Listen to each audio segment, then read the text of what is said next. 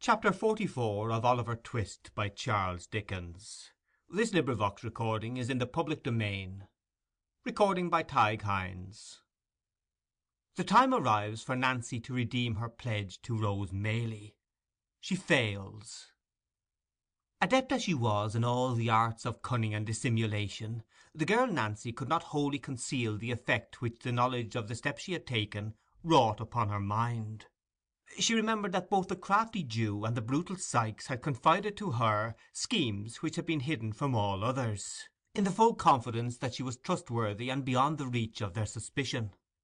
Vile as those schemes were, desperate as were their originators, and bitter as were her feelings towards Fagin, who had led her step by step deeper and deeper down into an abyss of crime and misery, whence was no escape, still there were times when even towards him she felt some relenting, lest her disclosure should bring him within the iron grasp he had so long eluded, and he should fall at last, richly as he merited such a fate, by her hand.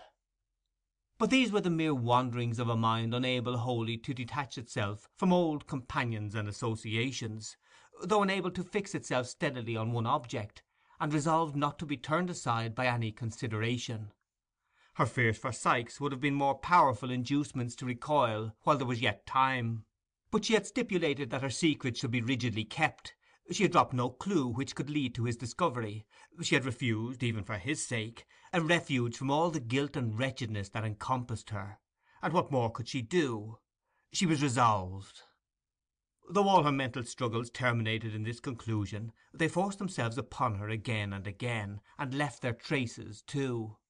She grew pale and thin even within a few days.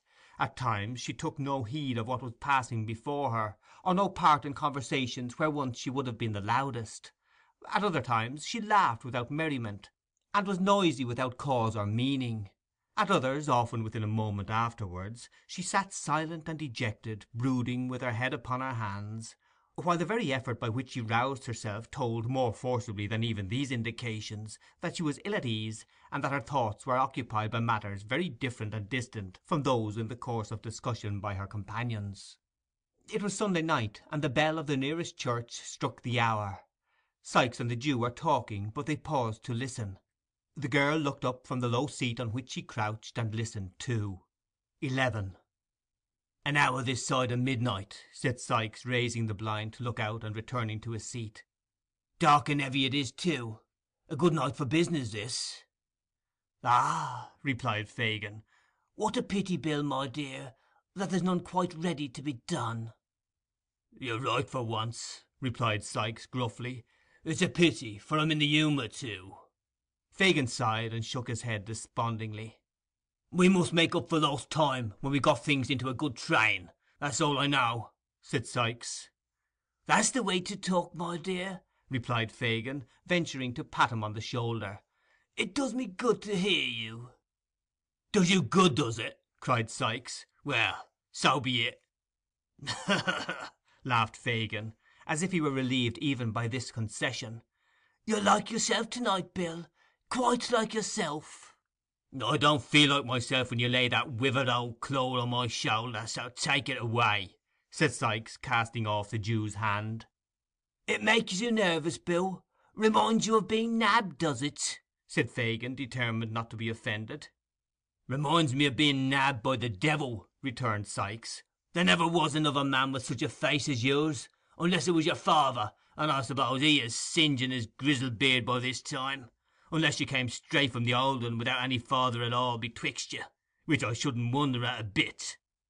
Fagin offered no reply to this compliment, but pulling Sikes by the sleeve, pointed his finger towards Nancy, who had taken advantage of the foregoing conversation to put on her bonnet, and was now leaving the room. "Hello!" cried Sikes. "Nance, where's the girl going at this time o' night?" "Not far." "What answer's that?" retorted Sikes. "Do you hear me?" "I don't know where," replied the girl. "Then I do," said Sikes, more in the spirit of obstinacy than because he had any real objection to the girl going where she liked. "Nowhere. Sit down." "I'm not well. I told you that before," rejoined the girl. "I want a breath of air." "Put your head out of the winder," replied Sikes.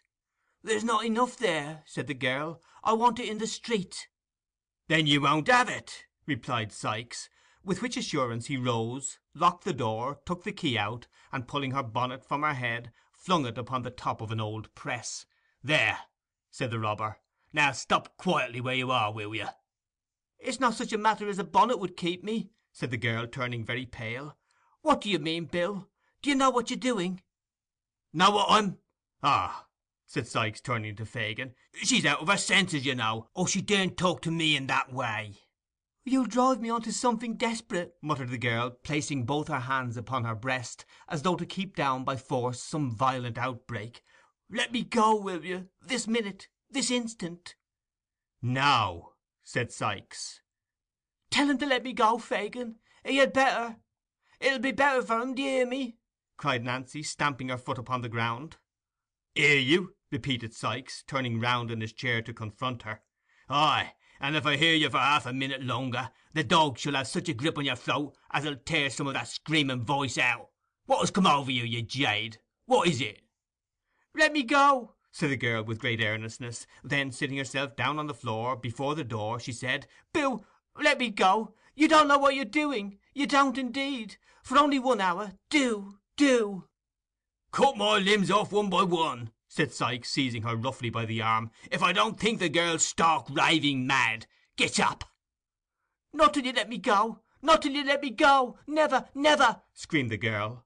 Sikes looked on for a minute, waiting his opportunity, and suddenly pinioning her hands, dragged her, struggling and wrestling with him by the way, into a small adjoining room, where he sat himself on a bench, and thrusting her into a chair, held her down by force. She struggled and implored by turns until 12 o'clock had struck, and then, wearied and exhausted, ceased to contest the point any further. With a caution, backed by many oaths, to make no more efforts to go out that night, Sikes left her to recover at leisure, and rejoined Fagin. "Phew!" said the housebreaker, wiping the perspiration from his face. "What a precious strange gal that is!"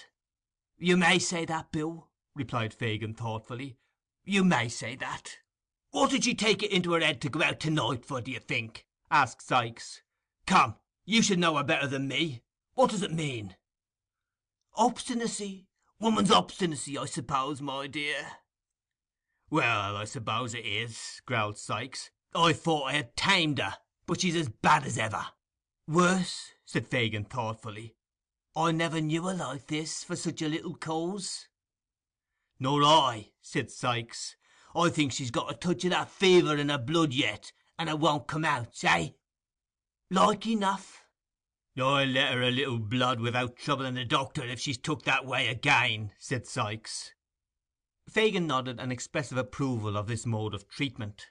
"She was hanging about me all day and all night too, when I was stretched on my back, and you, like a black-hearted wolf as you are, kept yourself aloof," said Sikes. "We was poor too all the time, and I think one way or other it's worried and fretted her, and that being shut up here as long has made her restless, eh?" "That's it, my dear," replied the Jew in a whisper. "Hush!" As he uttered these words the girl herself appeared, and resumed her former seat. Her eyes were swollen and red, and she rocked herself to and fro, tossed her head, and after a little time burst out laughing. "Why, now she's on the other track!" exclaimed Sikes, turning a look of excessive surprise on his companion. Fagin nodded to him to take no further notice just then, and in a few minutes the girl subsided into her accustomed demeanour. Whispering Sikes that there was no fear of her relapsing, Fagin took up his hat and bade him good night. He paused when he reached the room door, and looking round, asked if somebody would light him down the dark stairs. "Light him down," said Sikes, who was filling his pipe. "It's a pity he should break his neck himself, and disappoint the sightseers. Show him a light." Nancy followed the old man downstairs with a candle. When they reached the passage, he laid his finger on his lip, and drawing close to the girl, said in a whisper, "What is it, Nancy dear?" "What do you mean?" replied the girl in the same tone. "The reason of all this," replied Fagin. "If he pointed with his skinny forefinger up the stairs, "is too hard with you, he's a brute, Nance, a brute beast, why don't you—" "Well," said the girl, as Fagin paused, with his mouth almost touching her ear, and his eyes looking into hers. "No matter just now. We'll talk of this again." You have a friend in me, Nance, a staunch friend. I have the means at hand, quiet and close. If you want revenge on those that treat you like a dog, worse than his dog, for he humours him sometimes, come to me. I say come to me. He is the mere hound of a day, but you know me of old, Nance.' 'I know you well,' replied the girl, without manifesting the least emotion. 'Good night.' She shrank back as Fagin offered to lay his hand on hers, but said good night again in a steady voice, and answering his parting look with a nod of intelligence, closed the door between them. Fagin walked towards his home, intent upon the thoughts that were working within his brain. He had conceived the idea, not from what had just passed, though that had tended to confirm him, but slowly and by degrees, that Nancy, wearied of the housebreaker's brutality, had conceived an attachment for some new friend. Her altered manner, her repeated absences from home alone, her comparative indifference to the interests of the gang for which she had once been so zealous, and, added to these, her desperate impatience to leave home that night at a particular hour, all favoured the supposition, and rendered it, to him at least, almost matter of certainty. The object of this new liking was not among his myrmidons. He would be a valuable acquisition with such an assistant as Nancy, and must, thus Fagin argued, be secured without delay. There was another, a darker object to be gained. Sikes knew too much, and his ruffian taunts had not galled Fagin the less because the wounds were hidden. The girl must know well that if she shook him off she could never be safe from his fury, and that it would be surely wreaked to the maiming of limbs, or perhaps the loss of life, on the object of her more recent fancy. With a little persuasion, thought Fagin, what more likely than that she would consent to poison him? Women have done such things, and worse, to secure the same object before now. There would be the dangerous villain, the man I hate, gone, another secured in his place, and my influence over the girl, with a knowledge of this crime to back it, unlimited. These things passed through the mind of Fagin during the short time he sat alone in the housebreaker's room, and with them uppermost in his thoughts he had taken the opportunity afterwards afforded him of sounding the girl in the broken hints he threw out at parting. There was no expression of surprise, no assumption of an inability to understand his meaning. The girl clearly comprehended it. Her glance at parting showed that. But perhaps she would recoil from a plot to take the life of Sikes, and that was one of the chief ends to be attained. How, thought Fagin, as he crept homeward, can I increase my influence with her? What new power can I acquire? Such brains are fertile expedients. If, without extracting a confession from herself, he laid a watch, discovered the object of her altered regard, and threatened to reveal the whole history to Sikes, of whom she stood in no common fear, unless she entered into his designs, could he not secure her compliance? 'I can,' said Fagin almost aloud. 'She durst not refuse me then. Not for her life. Not for her life. I have it all. The means are ready, and shall be set to work. I shall have you yet.' He cast back a dark look and a threatening motion of the hand towards the spot where he had left the bolder villain, and went on his way, busying his bony hands in the folds of his tattered garment, which he wrenched tightly in his grasp, as though there were a hated enemy crushed with every motion of his fingers. Chapter 44